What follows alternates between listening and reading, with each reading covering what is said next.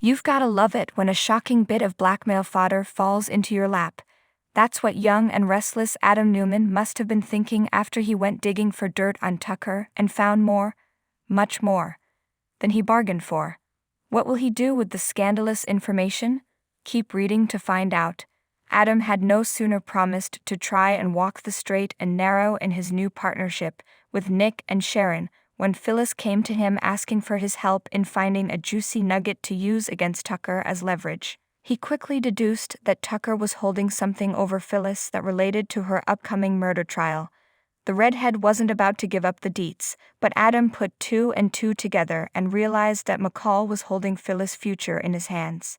He guessed, correctly, that it had to do with the EMT, Carson, who Phyllis was relying on to provide an eyewitness account and testify that she killed Jeremy Stark in self-defense.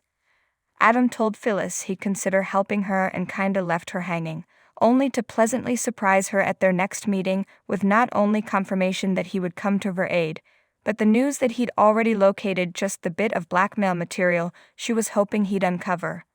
As the new owner of Tucker's former company, McCall Unlimited, which may or may not be known as Augustus going forward, Adam went back into the old servers or some such thing, and working backward, unearthed a cover-up of the most sordid variety. Bolstered by two revealing emails, Adam regaled Phyllis with a tale of Tucker's erstwhile recording label covering up the statutory rape of several young women by one of their artists, with McCall's full knowledge. It turns out that they wanted to ensure the performers' tour went off without a hitch. The they in question? Tucker and his protege at the time, Audra Charles. If you'll recall, before Adam was stopped in his tracks by his disapproving father, he was plotting the downfall of his old stomping grounds, Newman Media. Of course, Victor took great exception to this given it's under Victoria's purview, and chastised his youngest son for gunning for a Newman division. Adam agreed to play nice or nicer, but immediately took another tack if he, Sharon, and Nick were given autonomy for a set period of time and could prove successful in their endeavors. They'd instead absorb Newman Media. Much more palatable, right?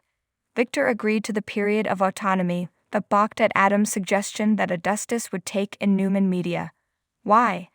In a wildly out-of-character twist, he was concerned about what would happen to its current CEO, a non-Newman family member, Audra Charles. Well then, you see how this is all coming together for Adam.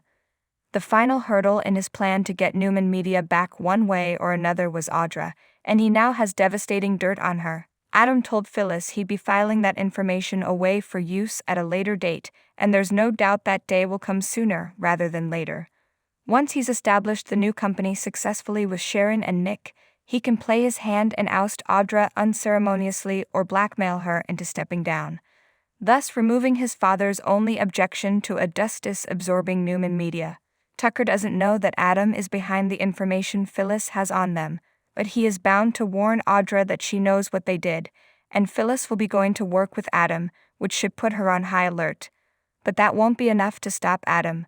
Barring another plot twist, Audra's ship will be sinking whenever Adam sees fit. What do you think about Adam and Phyllis working together? How do you think Adam will use the dirt he has on Audra? Let us know in the comments.